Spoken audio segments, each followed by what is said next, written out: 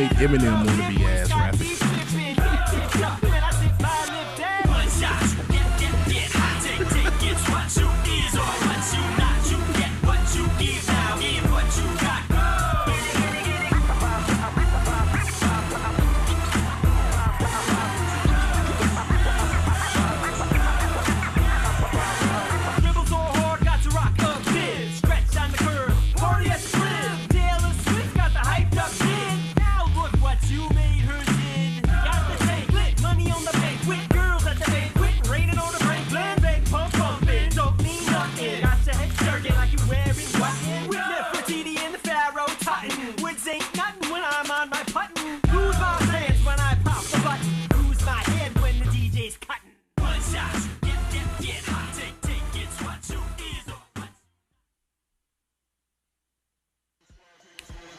Like It or Not with Benjamin Dixon starts now.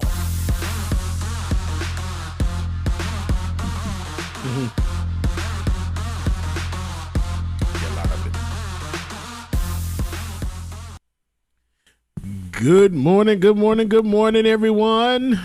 Good morning and welcome to Like It or Not, where we're free to tell the truth and not care who doesn't like it. Today is Tuesday, May 25th, 2021. James, DJ Exclusive, how you doing, man?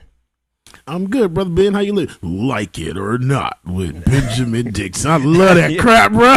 I'm sorry, dude. I had to do it. Hey, man. Hey, you might have to do the next voiceover, man. You sound doing the guy who did that. I love it. I love it. Good morning to everyone across all the chat rooms, Facebook, YouTube, Twitch, Twitter. And if you're listening to the podcast after the fact, good morning to you as well. Rebecca is not going to be with us today. She is going to get her vaccine. And we want to encourage everyone. Yeah, exactly, man. We want to encourage everyone who has not gotten their vaccine yet to please do so that we can bring ourselves out of this pandemic sooner rather than later. We will be joined later on in today's episode by Georgia Fort. She will be joining us around the 9 o'clock hour to help discuss all the stories of today. I want to begin with Joe Biden. And it appears as though he may have given up on the idea or outright rejected the idea of forgiving student debt. We want to file this possibly underneath another broken promise. Biden is reported to have given up on including student debt forgiveness in his budget proposal. Senators Warren and even Senator Schumer have urged him to support this issue. Now, according to the International Business Times, the following: the pledges Biden made during his campaign, including health care reforms, raising the estate tax, and forgiving significant amounts of student debt, are all expected to be left out of his upcoming budget plan. In an interview with columnist David Brooks, Biden seemed to be further at odds with the progressive wing of his party when it came to the idea of student debt forgiveness. Now, in that interview, Biden, who previously had rejected the idea of forgiving all student debt, went even further and rejected the proposal by Senators Elizabeth Warren and Chuck Schumer, who have urged him to forgive up to $50,000 in debt from all borrowers. Biden's excuse: he doesn't think the public should pay for those who willingly pursued more expensive educations. And this is his exact quote. He said the following: the idea that you go to Penn, referring to University of Pennsylvania, Ivy League, and you're paying a total of $70,000 a year and the public should pay for that, I don't agree. Biden had previously stated that he would look and see if he had the authority to cancel up to $10,000 for borrowers, as well as cancel debt for students at public colleges and historically black colleges and universities, according to Forbes. Meanwhile, amid reports that Democrats have begun negotiating with themselves yet again, bringing down their own proposal for Biden's infrastructure bill from $2 trillion to $1.5 trillion. I want us to take a listen in to this clip from Jen Psaki as she addresses this shift on the infrastructure. And just lastly then on the issue of infrastructure, you've cited the fact that you've cut the proposal by $550. Yep. But a lot of that is going into other bills. So is it really a cut if you're planning on putting that money elsewhere in other legislation? Some of it is, not all of it is, and we've certainly come down from our proposals, and there's also bipartisan support for a number of those proposals to move them forward. So at the end of the day, though, we have put forward a proposal. We've put forward a way to pay for it. We have come down from our original proposal a great deal, and we look forward to Republicans putting forward their own counterproposal so we can continue to negotiate. So this is an ongoing process of Democrats negotiating with themselves. Now, we'll see to what extent these bills, the future bills, will contain some of these key proposals that they cut out of the current bill. But the Democratic Party is on a timeline. They have a clock that they're having to beat because there's no guarantee that these bills will get passed after the midterm election. It's difficult enough to get them passed now. But what doesn't make sense is the fact that the Democratic Party is continuously negotiating with themselves because as it stands right now, they do have the majorities necessary to get everything that they want accomplished if they were willing to abolish the filibuster. It's not just about these budget proposals, but it's also about H.R. 1. It's also about the fact that Republicans all across this country are absolutely attacking the voting rights of many Americans, specifically Black Americans. And if the Democratic Party is not willing or unable to abolish the filibuster in order to protect voting rights, then it's very likely that they will not get anything else done, no matter how far they decrease the amount that they want to spend on the infrastructure package. One Republican floated the idea that they will be willing to adopt a $1 trillion infrastructure plan, which is $500 billion less than what Joe Biden is already negotiating with himself. In other words, the Democrats negotiated with themselves to come down from 2 trillion to 1.5 trillion. And then Republicans said, well, if you go down to 1 trillion, then we'll give it to you. To me, it seems like another example of Lucy holding the football out for Charlie Brown. And again, the Democratic Party is going to try to kick it and expect the Republican Party to engage in good faith, but they are as foolish as Charlie Brown. Now, in regards to what Joe Biden really thinks as it pertains to the left wing of his party and the base, he's consistently making it clear that he is not in lockstep with the progressive left. CNN took up the conversation, and it was rather interesting as how they posed it in terms of the divide, the ever growing divide between Joe Biden and the left. Let's take a listen in. But it is distinct from the progressive trends in the Democratic Party as well. I mean, emblematic of this is that there's a fight about infrastructure and Joe Biden's planning on paying for it. Now, he's arguing with Republicans about how to pay for it, but the progressives in the party would argue there's no need to worry about paying for it because the extremists in that side at least say that you can print all the money you want. Mm-hmm. So it is an interesting deflection, dichotomy in the Democratic Party right now where Joe Biden is a modern liberal, not a progressive. And also, Paul, this worldview also impacts, as Margaret notes, how he approaches domestic issues. Brooks writing again, quote, so has Biden now become a straight up progressive? Biden certainly doesn't think so. The progressives don't like me because I'm not prepared to take on what I would say, and they would say, is a socialist agenda, unquote. So, I mean, and he actually says in that article, like, there's no reason why taxpayers should pay for $70,000 for somebody to go to the University of Pennsylvania, which we should note is where his son Beau went, and also a bunch of the Trump kids. Yeah, I think he's got it exactly right. You know, we in the media, we pay a lot of attention to the Twitter left, and they're important, and I love them, and I'm on Twitter, blah, blah. But the truth is, the heart of the Democratic Party is African Americans, other racial minorities, who tend to be much more moderate. Biden knows that. That's why he's the nominee. Bernie Sanders won 19 contests, the socialist, Democratic socialist, against Hillary. 19. He only won 9 against Joe. So Biden definitely is in sync with the heart and the base of his party. Paul, Margaret, Jake, all of you have not a clue as to what it is to be a black person in this country. So please, never again for the rest of your existence ever try to use black people as a shield against your centrism. Black people are progressive. We have had to be progressive simply because of our existence here in the United States of America. That clip in particular actually almost sent me.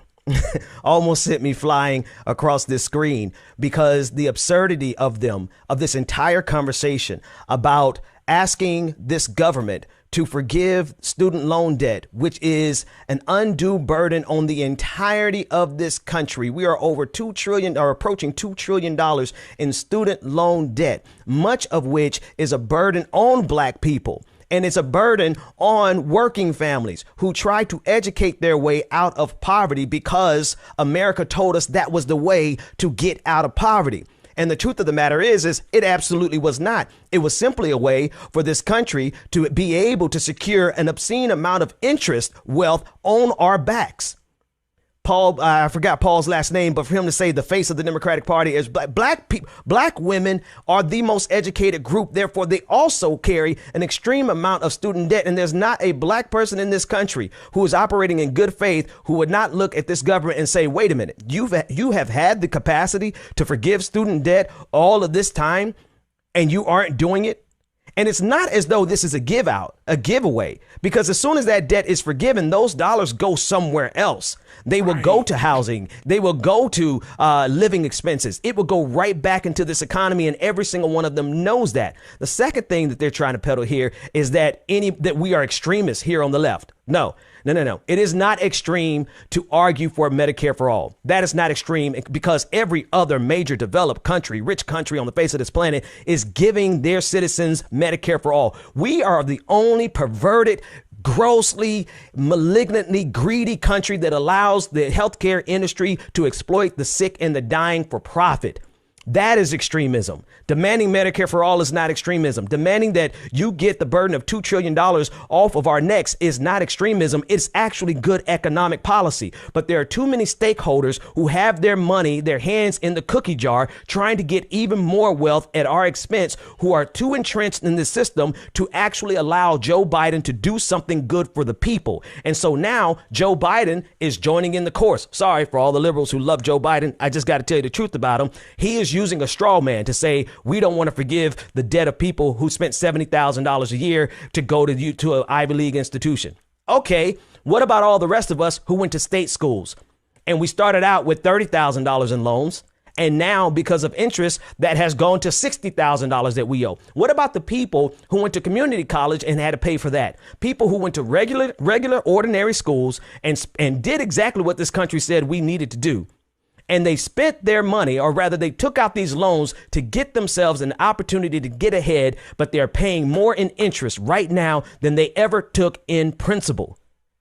That is how broken this system is. And the next balloon that is getting ready to explode is the student loan debt. And it's going to backfire on this party because they have the ability. The Democratic Party has the ability to do what is necessary for the people, but they don't want to. And they're blaming it on the extremists in the party. Now, I'm going to back off of that for a second, because I'm telling you, it's the BS, it's the propaganda, it's the lies that's going to get us this country, that's going to make this country implode from within. Here's one good thing that Joe Biden has done recently. Joe Biden has halted Haitian deportations. The Department of Homeland Security Secretary Alejandro Mayorkas announced on Saturday that the Biden administration is allowing 18-month designation of temporary protected status to Haiti. Haitian citizens currently living in the United States will also be eligible, including about 60,000 already previously protected, but who were fearing deportation from Trump-era policies that had not yet been stopped under Biden. It also includes thousands who recently arrived in the United States. Approximately 150,000 people will be protected by this move, which is a great move. Here's a quote from Secretary saying the following, quote, Haiti is currently experiencing serious security concerns, social unrest, an increase in human rights abuses, crippling poverty, and lack of basic resources, which are exacerbated by the COVID-19 pandemic. After careful consideration, we determined that we must do what we can to support Haitian nationals in the United States until conditions in Haiti improve so they may safely return home. Congresswoman Frederica Wilson of Florida said the following, quote, this is what we have been asking for and fighting for, and now the recognition is there.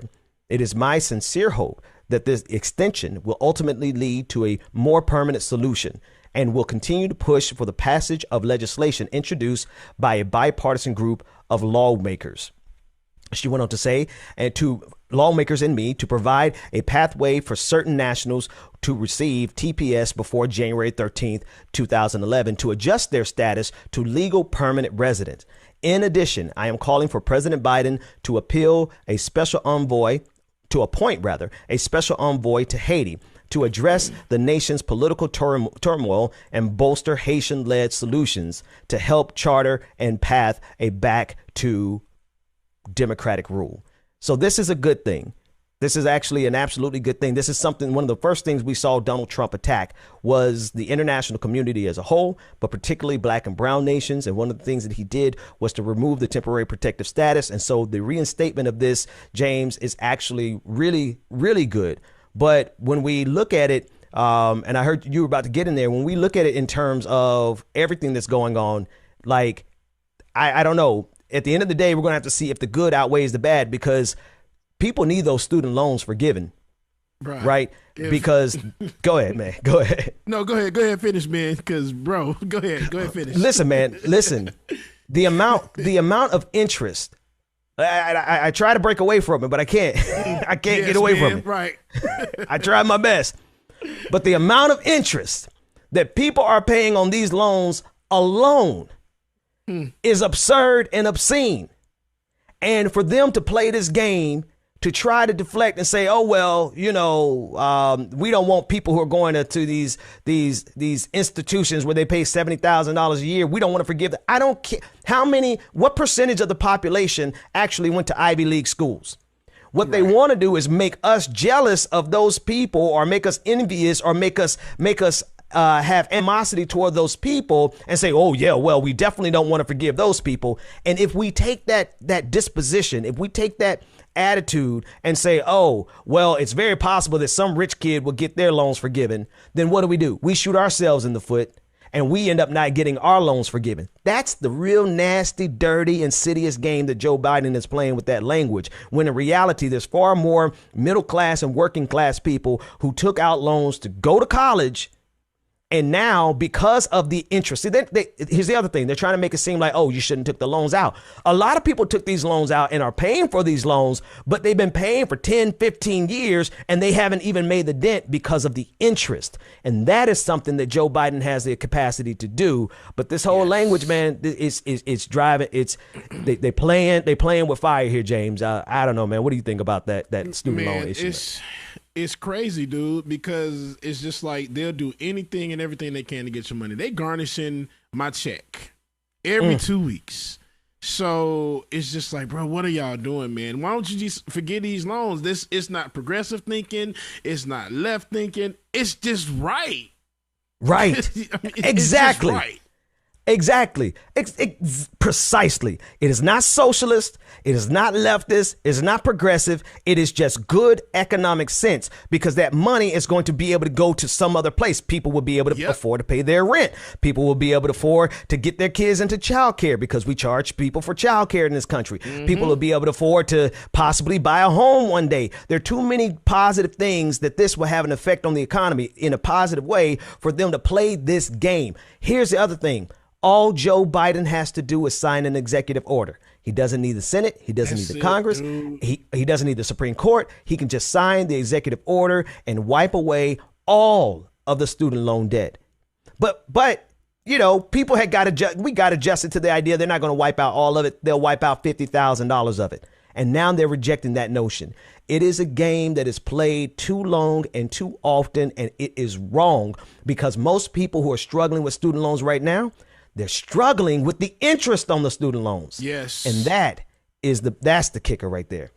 Yeah, you're right, man. And they don't understand that this affects middle class and the lower class citizens of this country. They don't realize that. Just think about that group of people and how many people that is in this country.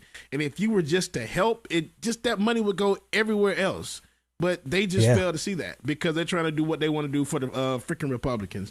Real quick, let me read a couple of super chats as well, too. Infinite content. The Dems are falling into the drain, the public pools, to deny black people the privilege of them getting the same opportunities as white people. See? Absolutely right. And in industrial arts, one distraction after another. Stay focused, y'all. Stay focused. Absolutely. Man, that story,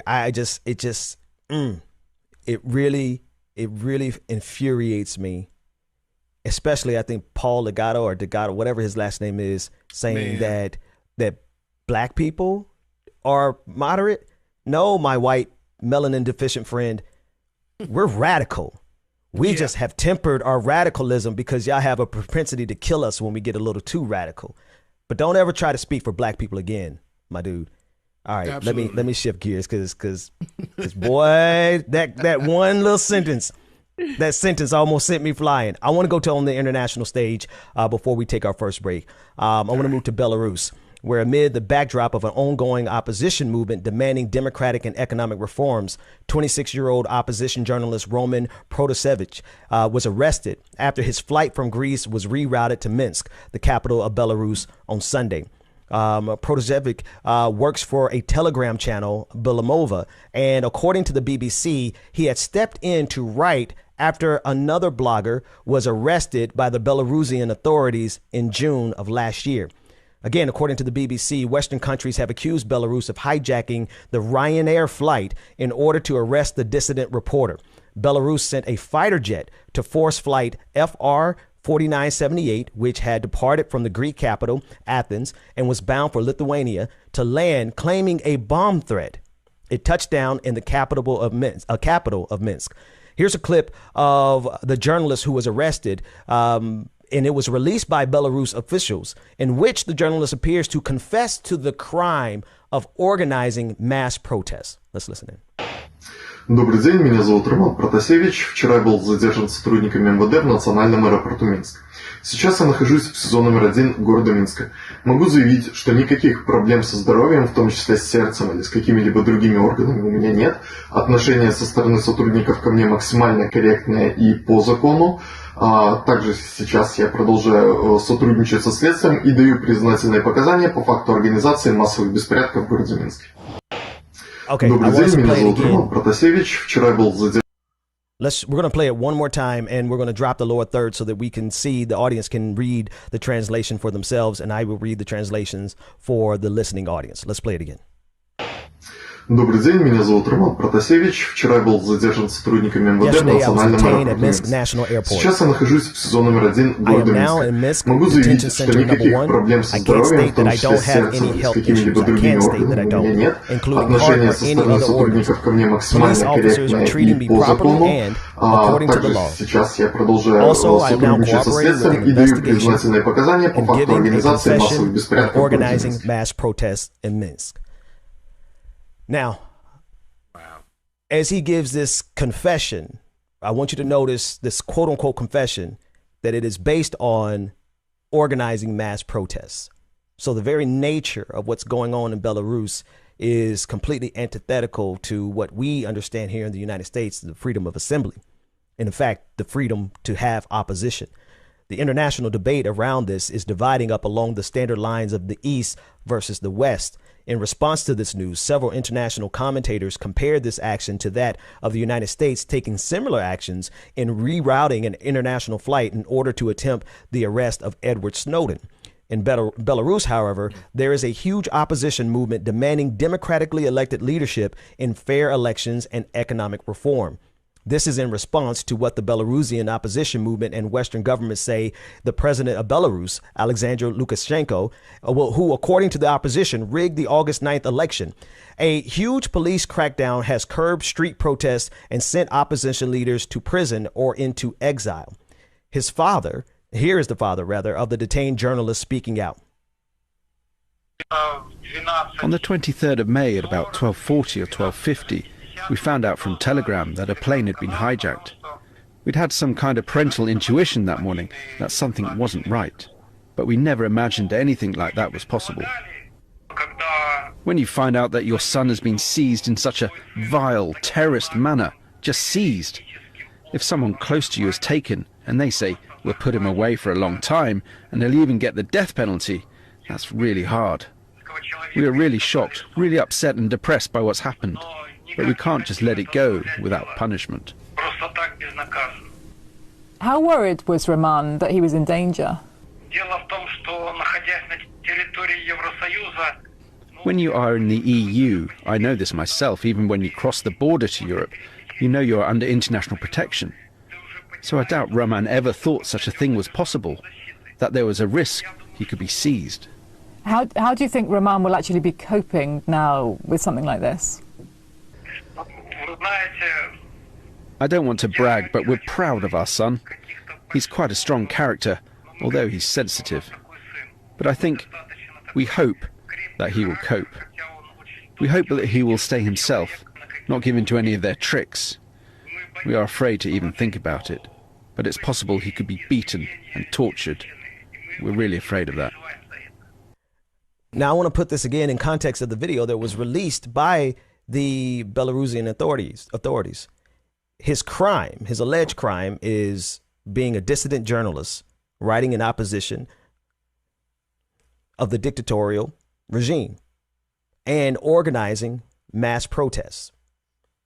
Jen Psaki, the press secretary for Joe Biden, was asked about this, and this is how she responded. Take a listen in.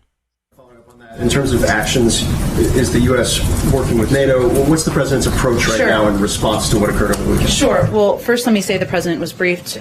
He's been kept abreast, of course, but he was briefed this morning during his PDB by his national security team. Our national security advisor, Jake Sullivan, also raised our strong concerns on this issue, the actions of the government of Belarus with the secretary, with his Russian counterpart during their phone call this morning, which we provided a readout of, and it was largely, of course, focused on moving the ball forward on getting to a meeting, but he also raised this issue. We certainly, since you gave me the opportunity to do this, condemn the Lukashenko's regime's ongoing harassment and arbitrary detention of journalists simply for doing their job. This was a shocking act, diverting a flight between 2 EU member states for the apparent purpose of arresting a journalist. It constitutes a brazen affront to international peace and security by the regime. We demand an immediate, international, transparent, and credible investigation of this incident. We are in touch with a range of partners bilaterally and through multilateral channels from NATO, the OSCE, UN, EU, and others. And we have nothing to read out at this point, but we will continue to coordinate closely with them. Is it the White House's belief or assessment that Russia was involved in the Belarus decision on that plane? I wasn't trying to jump to that conclusion, only to convey that, as Kelly noted, there has been a close relationship. And so as we're discussing ways we can engage to convey our point of view on the actions by the government of Belarus, that we're going to do that through many channels. Our ambassador in Belarus has also conveyed that directly. And they were speaking about the allyship between Belarus and the Russian government. And of course, the question was whether or not the Biden administration believes that Russia had anything to do with this. Regardless, the detainment of a journalist who is writing in opposition to any government, any authority, goes against our human rights. This is a human rights violation. We have the authority and the right to speak out against any power structure, regardless of the political or philosophical or economic ideology. Opposition is a human right. We'll talk about this more as we get more information on this, this and other stories. So much more coming up, James, as we get ready to go to break. Georgia Fort is going to join us for the second half of the show. She's going to hang out through the after party. We have a lot of more stories to cover, more like it or not, after this.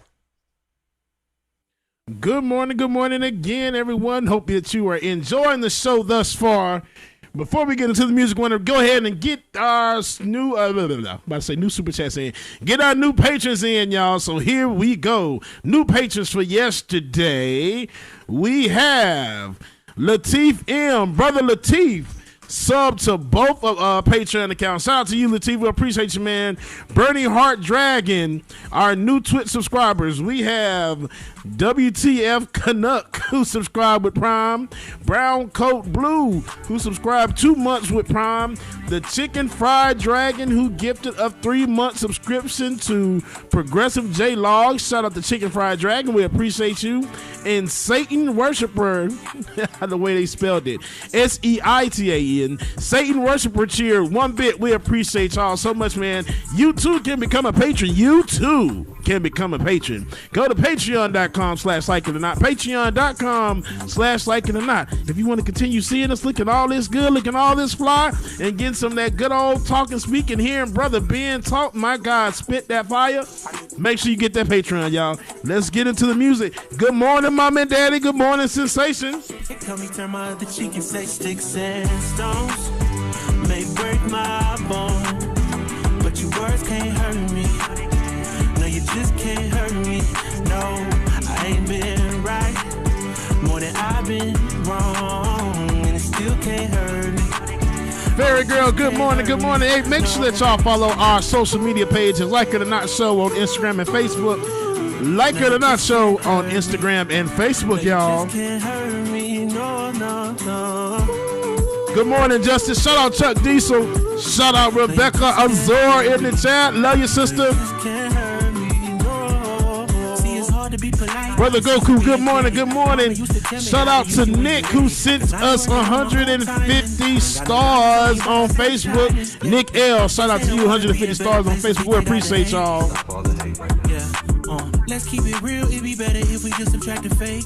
Yeah, so be a light up on my path and a lamp under my feet. I know my faith strong, but my flesh still kinda weak. When that victory be looking like the verge of defeat, and I feel like disrespect, help me turn my other cheek and say sticks and stones. Alicia, you know it's our pleasure. Thank you so much for sharing this birthday with us, and happy birthday again, Zion. Hope you enjoyed your day. This can't hurt me. No, I ain't been right more than I've been wrong, and it still can't hurt me. No, it just can't hurt me. No. Nat A, good morning, good morning. Justice, I appreciate you, sir. Good morning.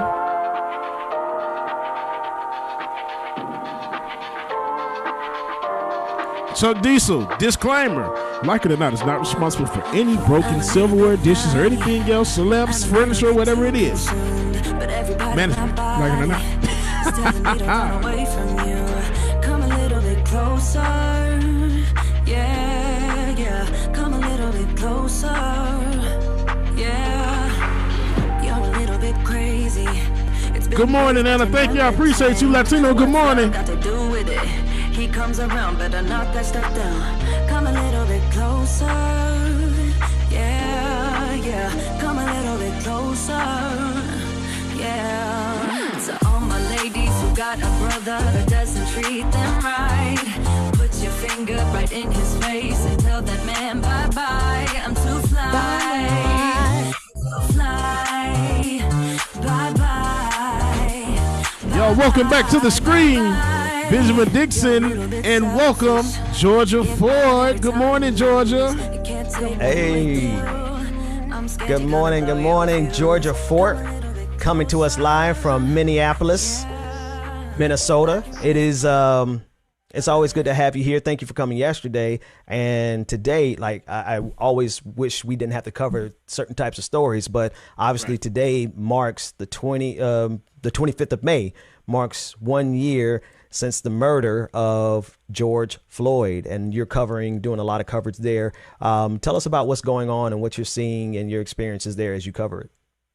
Absolutely. Today, the 1 year anniversary of George Floyd's murder, we anticipate the community is going to gather at the intersection where he took his last breath. They plan to embrace George Floyd's family and also embrace and acknowledge so many other families who have lost a loved one to police violence. A lot of families from across the country have traveled here. They plan to spend the week here. I've had the chance to see some of them out at some of these events. Trayvon Martin's family, Breonna Taylor's family, Ma'Khia Bryant's family out at these events, and even had a chance to interview the family of Oscar Grant, who was here from California. He was the man who they based the movie Fruitvale Station on. And so this moment, this 1 year anniversary is serving as a time to reflect back on everything that's happened in the last year, but to also acknowledge the amount of work that is still left to be done. We know that there's been these policies that have been brought forth, the George Floyd Policing Act, that just seems to be stuck on the desks of politicians, and that's on a federal level. But we've even seen that same sentiment on a local level, where all of this legislation that's been drafted, that's been brought forth by families and community leaders and civil rights activists, is just sitting on the desks of these politicians. And we ask ourselves today, what is that resistance? Yeah. No, seriously, like you're speaking of the legislation, the George Floyd Act, and the fact that we're not getting any real action on it. And it's not really moving. And it actually kind of reminds me of the last segment. And I want to get your commentary on what we were just talking about in terms of the student loan issue. But before we go there, it just reminds me of how there's so much smoke and mirrors when it comes to issues for Black people in this country, from politicians, where they'll run on it, they'll campaign on it, but at the end of the day, when it comes time to actually sign legislation, it's all of a sudden they don't know what to do, or they're not willing to do what's necessary to actually get it done. Tell us, just speak on that, because that is a deep frustration that not only I have, you have, James has, but all across the country. Black folks, we intuitively understand that promises are made to us by the Democratic Party, and promises are rarely delivered on. Right. Absolutely. I think that you hit the nail on the head, and we have to name it. What is that resistance? And I pose the question as a journalist, because I really want people to answer that question for themselves. But if you pose the question to me as a biracial woman whose mother is white, whose father is Black, and really looking at this issue, it's anti-Blackness. At the end of the day, there's nothing else. We know that the globe acknowledged the value and the humanity of George Floyd's life a year ago. We know that. We know that the world demanded that we don't go back to business as usual. We know that the world said we must do better. We know that. But do those who represent us in political offices really know that? Do they believe that? Are they willing to use the courage that it takes to stand against their colleagues who want to continue the status quo, upholding it and not changing? And so I think when we ask ourselves what the resistance is, and also knowing some people, incremental change is change, and that we should be complacent and satisfied and content with what's happening, that we got a conviction and Derek Chauvin and people who kind of have that passive mentality, I challenge them to look at how swiftly they were able to pass legislation for the Asian hate crimes, and rightfully so. That legislation absolutely should be in place. That legislation absolutely should be passed swiftly. No one deserves to be senselessly killed because of hate, right? And so same sentiment, that same energy, those same resources should be applied in making sure that we're responding in an adequate and humane way to the death of George Floyd and other police killings. Yet and still, we're here. Today marks a year. It's been 365 days, and there is still no change. No, that's the thing. I mean, it really,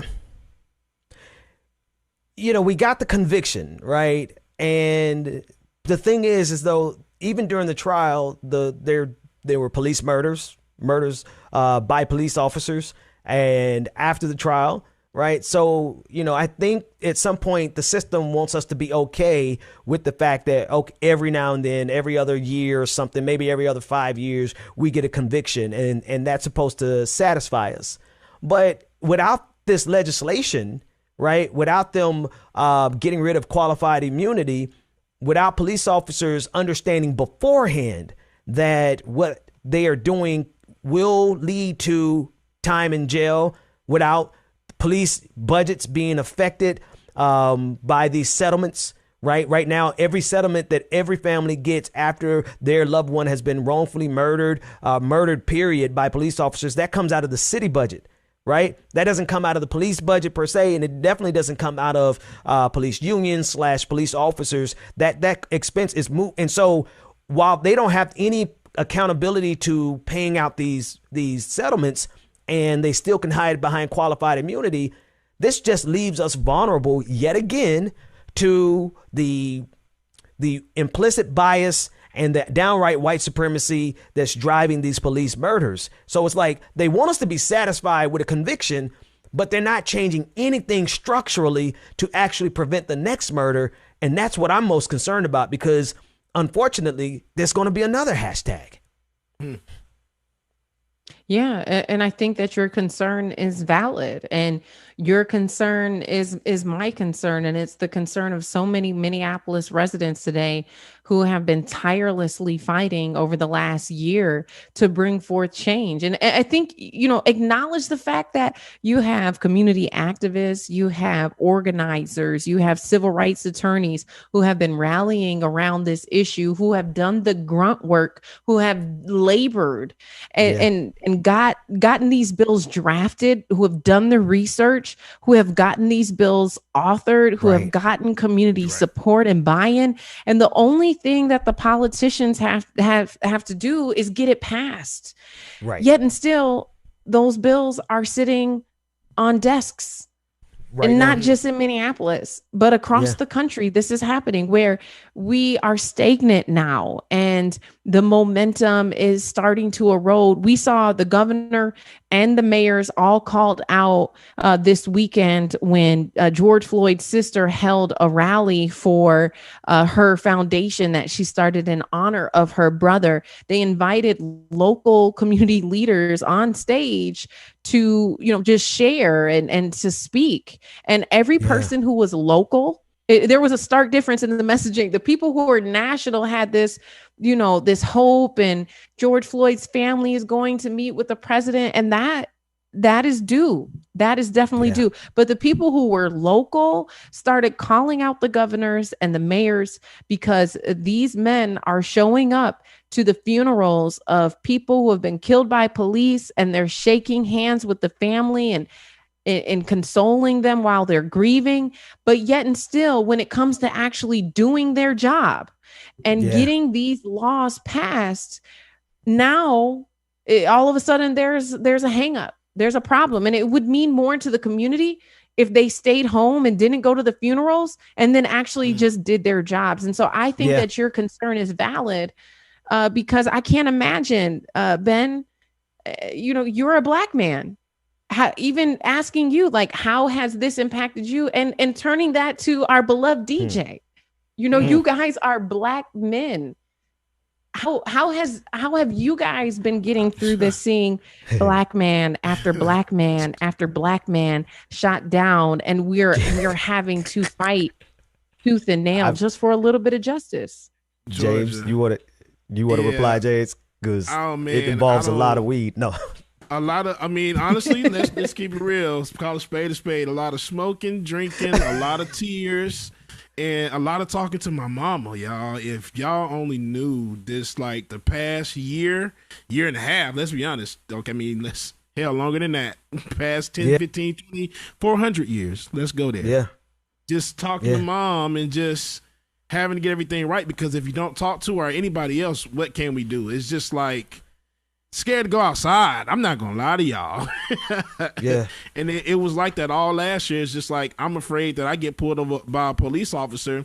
They see a big bald-headed black man. First thing they're gonna do is shoot my ass. Bro, the terror of driving on the highway and having a police car jump out behind you, like, the amount of adrenaline and the pace that your heart runs at is toxic, and probably is contributing to early deaths, right? Just the stress alone.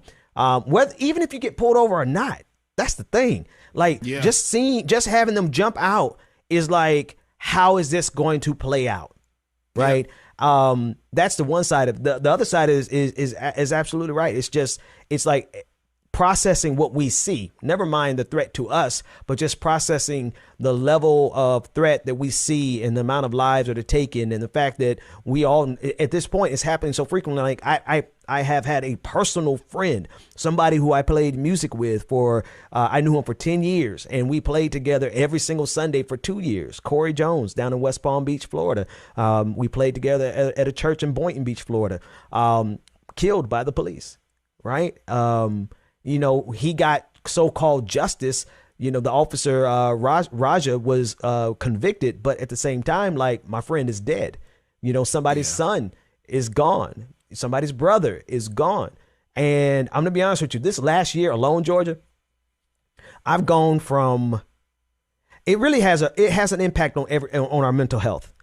And I say that very openly and very candidly because I was ready to snap on these fools. And I know I'm not the only one. I know there's enough people around this country who saw it. It's not just black folks. It's a lot of folks who saw what they did to George Floyd. And it really triggered something in our minds where it was fight or flight. And we're tired of running. We're tired of running. So.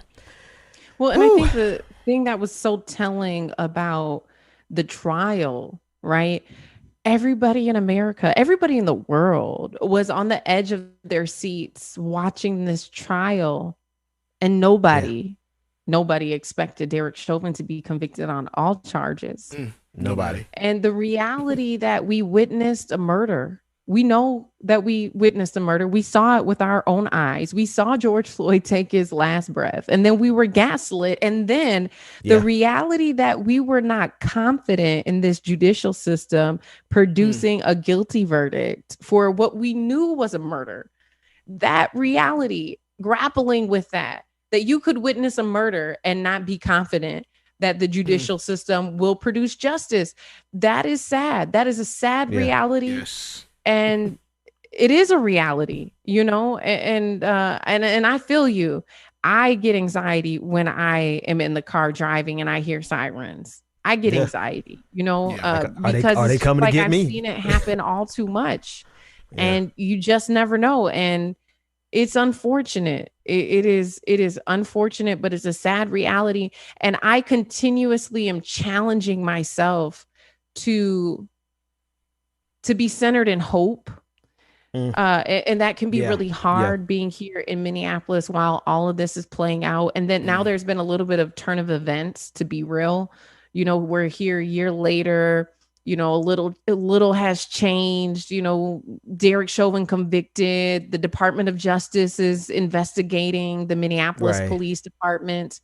But when you look at like the defund the movement or defund the police movement, I've been challenged by the complexities of that. That was birthed out of George Floyd being killed, right? And the city council here was like, we're actually going to dismantle the police department.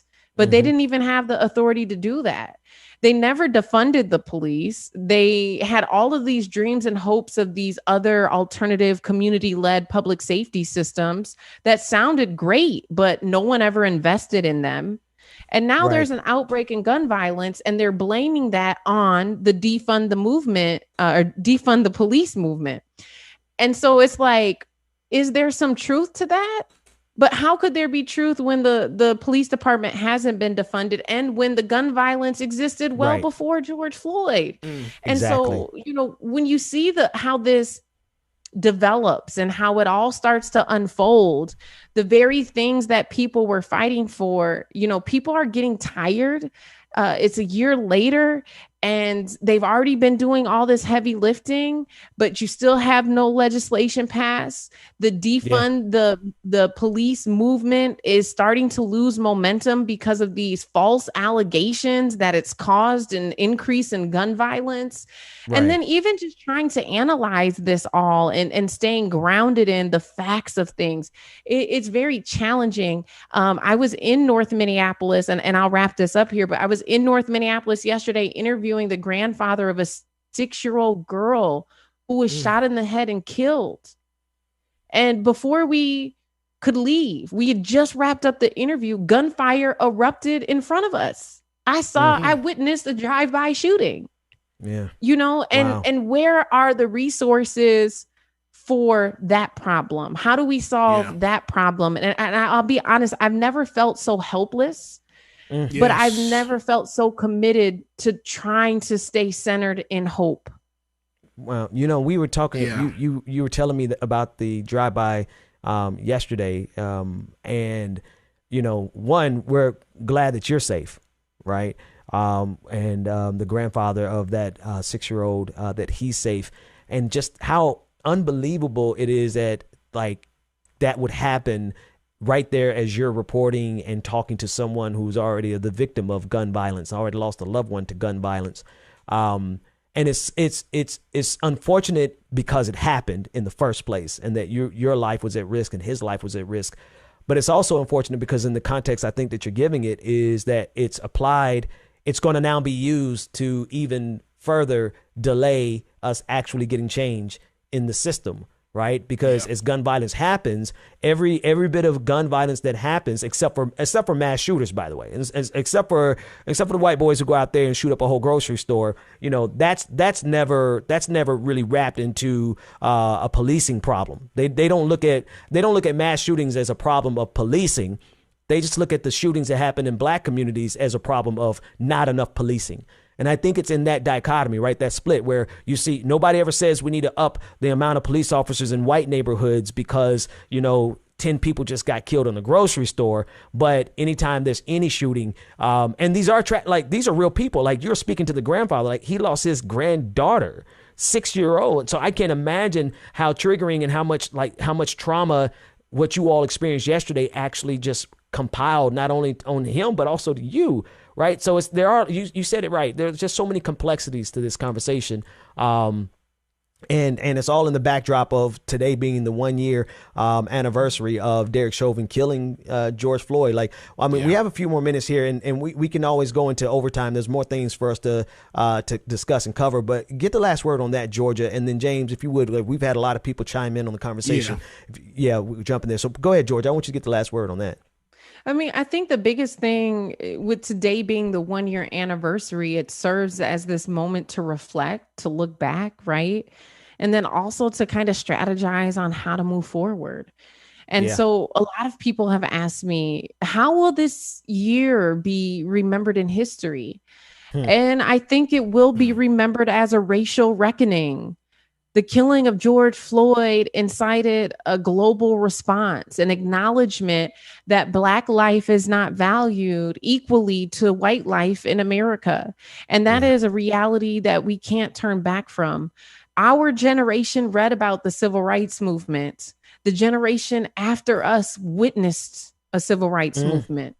And so I think that we have, if we weren't already, those who denied the existence of racism still in this country, they can't deny it any longer. And so I think that George Floyd's murder is the moment where America had to reckon with its racist history.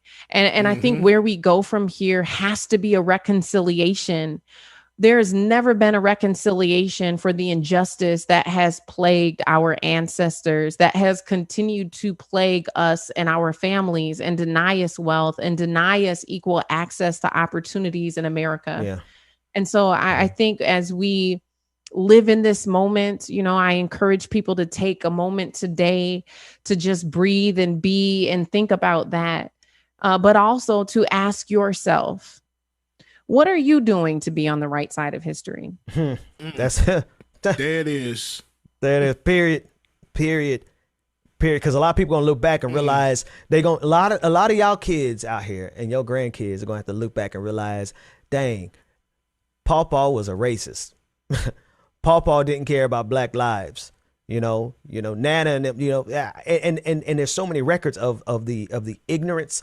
Because one reaction to all this is they like to play dumb. They like to play, they make these arguments, and we'll talk about this in a second. Governor Abbott, basically banning teaching critical race theory. We're going to talk about that in a moment. Before we get there, James, the audience has a lot of people chiming in, and I got a little boy running in the room. So Jeremiah running in the room. Read those comments while I get him out of here. Yeah, let's see, man. Thank y'all so much for y'all dropping your super chats and everything. So we're going to start off first. Jam Tune from Twitter. Ben, my partner got cancer and I had to quit school. You would think they would have forgave the loans. Nope. She is a cancer survivor and the minimum they are willing to settle for is $16,000. Where the F are we supposed to get $16,000 for an education she wasn't even able to complete? Wow. Yeah, that's really stupid. Angela G. Ben, what do you know about the African Diaspora Development Institute? You should get Dr. Arakana on your show. All right, we'll look research into that. and get, Right. Star Cinder and Amber Layla, we thank you so much. Thank you for bringing the progressive news to us daily. Love you guys. She sent us 50 stars. Then we have, let's see, Chuck Diesel sent us a big old super chat. That's the moderator on YouTube, y'all. This is for the greatest morning show on YouTube, like it or not. Chuck Diesel, we appreciate you. Environmental Coffee House. This show is important to me. I hate when I miss it live, when life gets in the way. I feel the love here. And that's from Sandy. Sandy, thank you so much. And let me see. I think I have one more. Laura Estrada. Shout out to Laura. This place is my church and dance club and therapy session. Love you all, family. Ben, Rebecca, and Bubba. Meet and greet Los Angeles 2021. Let's do it. I am down. I'm with it. And lastly, Kish New Experiments sent us a Keep It Up sticker. We got it. Y'all join the Patreon, patreon.com/like it or not, and we'll keep it up, y'all. Keep it going. I love it. All right, let's because we're already over time. We're going to keep going a little bit more on the public show. If you want access to the after show, Georgia, you're going to hang out? You have time to hang out for the after show? Absolutely.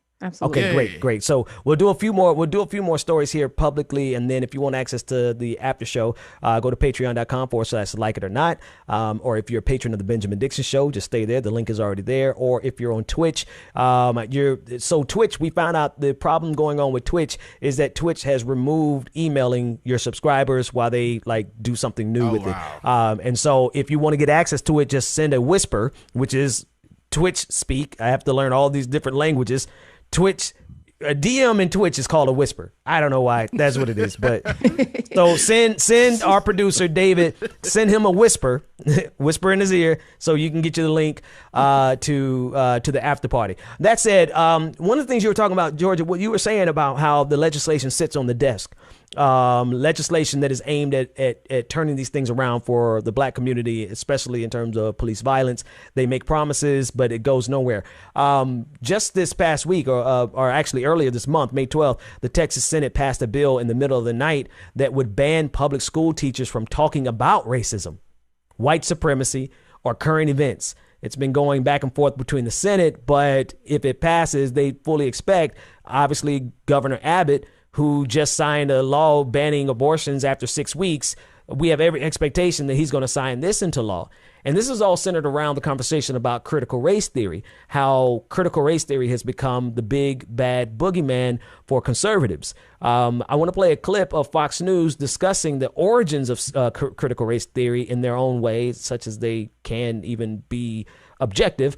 But the second part of the video is substantive as they discuss the country being at a crossroads, and whoever wins on critical race theory has the ability to define America. Take a listen in. The debate is very clearly laid out there, where you have supporters of critical race theory saying that it allows white people to empathize with minorities. And then opponents of it say that it is divisive and, quite frankly, unhealthy to look at everything through the lens of race. And, I was just thinking about a year and a half ago, we weren't talking about this. Nobody really knew what critical race theory was. And that's because it wasn't really called that. It was called diversity or anti-racism training. And if you speak out against that, well, then you're racist. And then certain things started to happen under the name of diversity and anti-racism training. And it was like getting rid of schools named after our founding fathers, or silly little things like Dr. Seuss no longer being a part of, Read Across America Day, and then more divisive things like reimagining our history and never looking at the positives that America has done to overcome all the racism of our past. So it's definitely become a very big debate, and you can see that the more people, the more parents are opening up to this idea, the more pushback you're starting to see unfold. I listened this weekend to a podcast called The Arguments, done by the New York Times, and it takes an issue and then has two people debate it. Yeah. And so they debated this issue. So apparently, critical race theory is some academics come up with it in the 1970s, and it's sort of been bouncing along. But one of the arguments that was made against critical race theory is that it could be backfiring and actually making things worse. Yeah, I have been very open about. I think it's not going to come to any surprise to anybody that I think that is true, and I think that the way that we're sort of at a crossroads in the country right now where Democrats and Republicans are defining our country in a very different way, right? There's a lot of Democrats who think that our nation is systemically racist.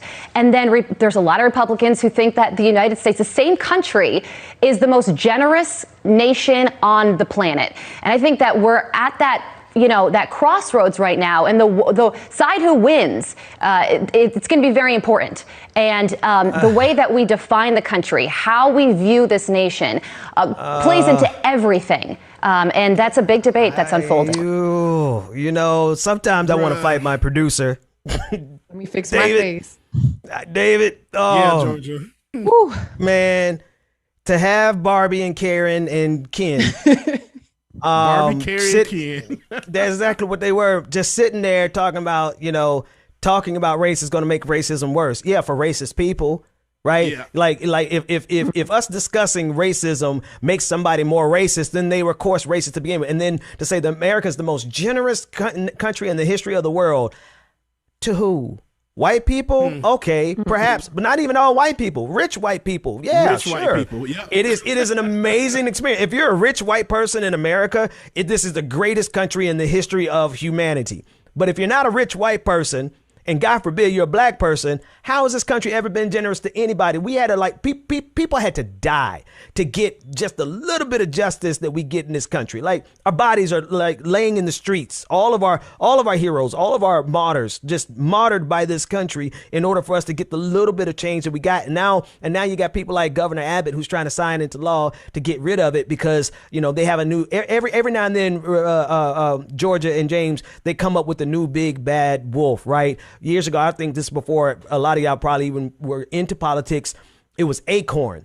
Acorn was the big thing. Everybody's talking about Acorn being this organization that was being run by the socialists and da-da-da-da. That was a big bad wolf then. And then come along, they always find something every other year to be terrified of in order to stop us from getting any progress. That clip was a little triggering for me. What you think, Georgia and James? Man, a little triggering. And I think this is the thing. Like you said, you talked about racism and race theory, it ignites racism even more. No, let's be real. We're talking about truth here. Truth. And it's not just about us talking about racism. It's us talking about truth. It's us acknowledging the history of our country. And when I was listening to that clip, it was like, what the fake news? And we've been dealing with fake news since Christopher Columbus. Since the inception of this country, you look back at what this nation was founded on. This nation was founded on oppression. This nation was founded on racism. This nation was founded on white supremacy, white individuals coming here feeling like they were superior and that it was their duty and their responsibility to civilize a people who had culture, who had their own way of life that worked. And now, even looking back, we have a lot of indigenous people here in Minnesota, and you look at some of the things that they do traditionally, and it's actually a lot better for you. Like their ways of healing are way better than the Western European standard of medicine, and so many fronts. And then when you look at the anti-Blackness that is so embedded in what they were just saying, I wonder who gave them the caucasity to have this conversation about race theory without inviting a Black person and getting their perspective. And so that is why, especially when you have media entities that are accused of being biased and one-sided, it's because you have 3 white individuals who have the caucasity to have a conversation about race theory and its place in public schools without inviting a Black person to the table to interject their perspective. I mean, even if they would have invited Candace Owens, at least some credit. At least it's somebody trying to make it balanced. That's what I was gonna say. Because you know who they're gonna invite. They're gonna invite some. They didn't even do that. They didn't even try. And so while they want to talk about why our kids should be learning or not learning about race theory, we should be asking ourselves, why are our kids learning about Christopher Columbus? Like he was a hero. Yeah. Go ahead, James. I'm sorry. Go ahead. No, that's absolutely right. And I mean, and in Georgia, of course, I think it was Newton County or one of the counties here last week, they met with the parents of students to discuss this theory because, of course, it's trickling down across the country and people are signing stuff in the laws undercover in the secret at night that nobody knows about. So it happened here. And, of course, in Georgia, those people showed up and, of course, they got it kicked out of school so they wouldn't get it talked about. And if you would have looked at the audience, I think 100% Caucasian. Listen, you're never going to let, nobody wants to hear the truth being told by people who have been hurt by them. Right? Oppressors never want the oppressed to tell the history. Somebody shared an African proverb with me, and it says, until the lions learn how to write history, the story will always be told by the hunters. And very similarly, right? You just have to take into context. Of course, the people who are the beneficiaries of America as it is right now, they do not want the history told from the vantage point of the indigenous populations of Native Americans. Of course not, right? History told from the Native American perspective is America is a bloody, barbaric, savage nation built on the bones and the blood of their ancestors. Right? Let this narrative be told by Black people, then obviously we understand that this America is a bloody, barbaric, savage nation built on the bones and bloods of our ancestors. Right? Let this narrative of America be told by working people around the country, no matter where, like poor people, then it is America is a bloody, savage, barbaric nation built on the labor of our ancestors.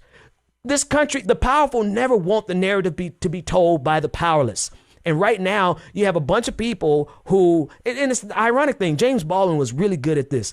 He always put it into context. He's like, it's really sad. Like, I'm paraphrasing, obviously. He said, it's really sad for poor white people who really take up these narratives and they help sustain the oppression against Black people. He said it's sad, basically, and I'm paraphrasing, like I'm taking, from a lot of his different speeches, but he said it's sad because at the end of the day, this system oppresses them too. And the only real true benefit that they get out of America is basically that they are white, but they are oppressing the system too, because this country wasn't built for poor white people. It was built for wealthy, aristocratic white people, land owning white men. Right. And so it's really it's sad because they feel as though those people that you're talking about in that town hall here in Georgia, James, they are out here championing the pulling critical race theory out of the schools.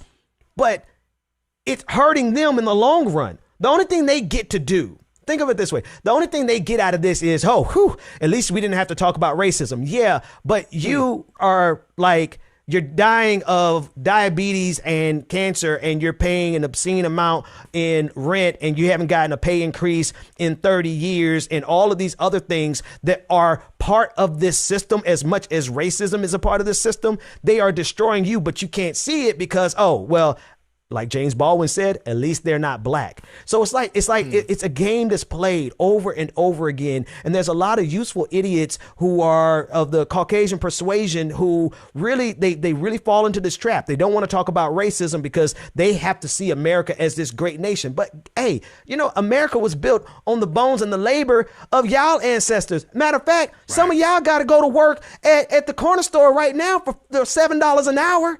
And you still out here talking about how great America is. And it's because they cannot tolerate having a conversation that actually makes them have to reflect that their ancestors did a lot of savage stuff.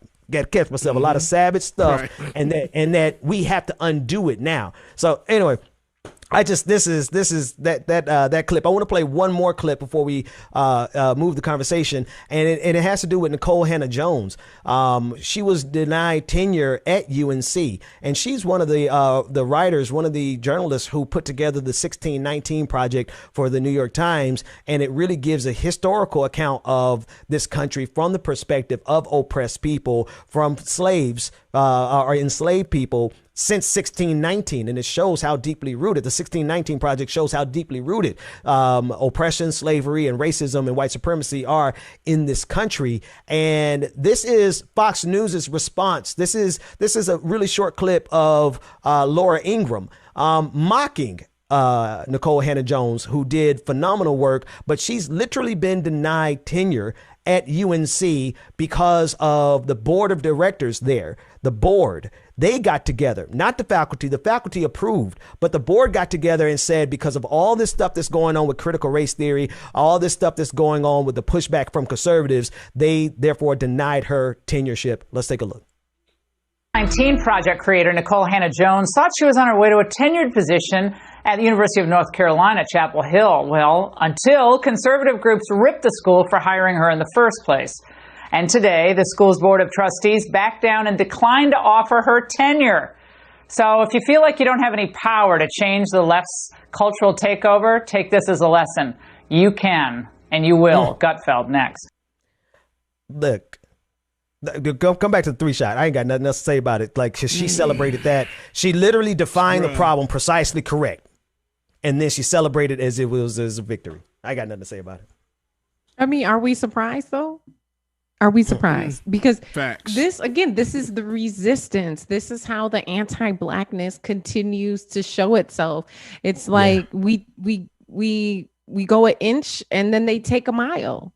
Yeah. And so I am not surprised. And I think that this is a time where we have to continue, again, going back to what I said earlier, to stay centered in hope, because when you hear these messages of how someone does something so accurate and precise and historic, something that I think you could put in a time capsule and open up in 100 years and it would be a jewel, it would be a gem. And it's almost like you are penalized for doing it. I think that it starts to weigh on your psyche of, will we ever get the change that we're seeking in our lifetime? And it can be hard to keep hope, to see people penalized for things that you think that are great, great contributions.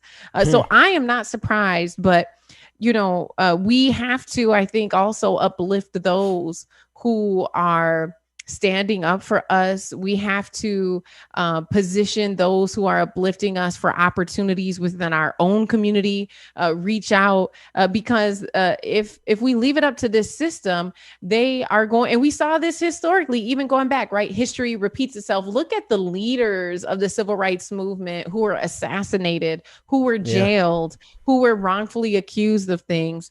And so we know that those who stand on truth and speak out and make these contributions for change, they are going to be the first ones who are ridiculed, criticized, tore down. And so we have a responsibility within our own community to lift those people up and give them the acknowledgement that they so deserve. Whew. Yeah. James, you're about to get in there. Cause man, that's a lot, man. That's a lot, bro. You want to let, because man, bro, the way they celebrate, they outright just celebrate the wrong thing, as clear as day. She celebrated that like it was like they had a great victory.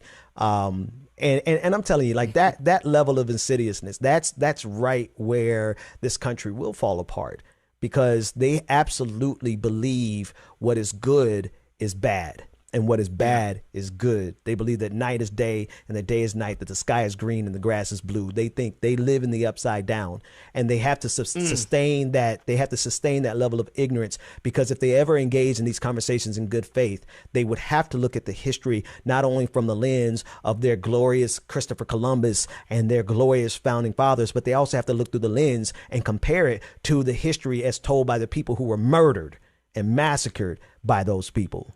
Anyway, well, and then they have to pay reparations. Come on, somebody. You know, I wish you had the foghorn right there. I wish you had. I wish we had it ready. I wish we had. Say they don't it want to again. do that. They don't. They don't want to pass up that wealth that they've included, you know, in their inheritances that's been passed down generation after generation.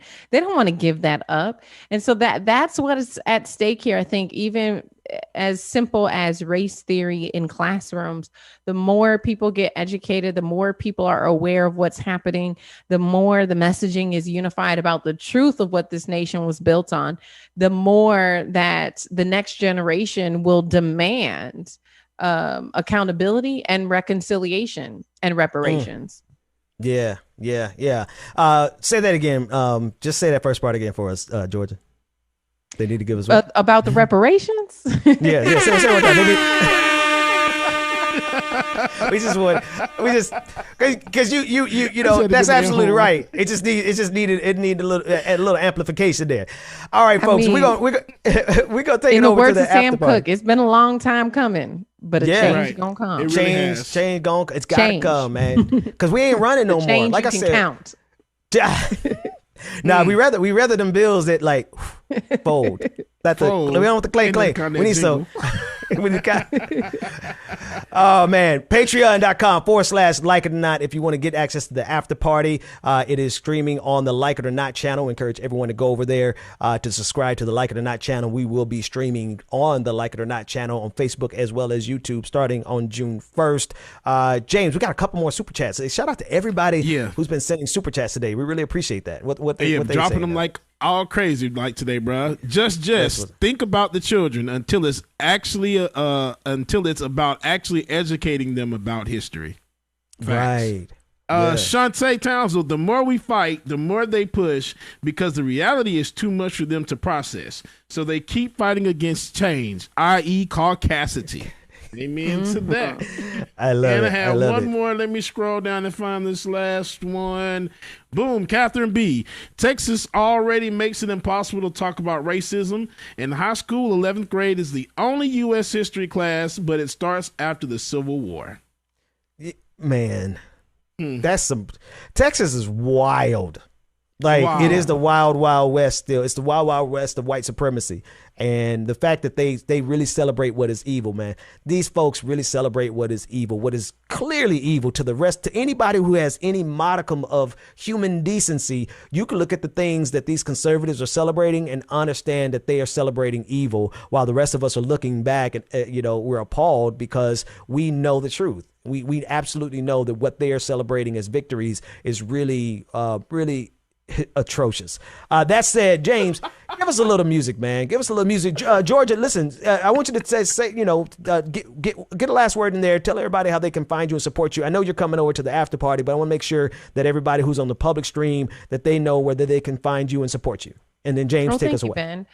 People can head over to my website, georgiafort.com. There you'll find links to all of my social media and more about the work that I'm doing to change the narrative as an independent journalist. That's what's up. That's what's up. Facts. DJ Exclusive, it is in your hands. Yes, sir. Real quick, want to read this highlighted comment from Twitch. The Chicken Fried Dragon said, I love it. They don't believe 80%. Right. They don't believe 80% of what they read on air. They just want to keep the racists tuned in so they can sell their ED pills and catheters. And their diabetes drugs. Diabetes. Diabetes. Diabetes. All right, so we thank y'all again so much for tuning in this morning. Make sure that y'all stay tuned. The after party is coming up next. If you're already a Patreon member, get over there and get streaming, and we'll get started momentarily, y'all, like it or not.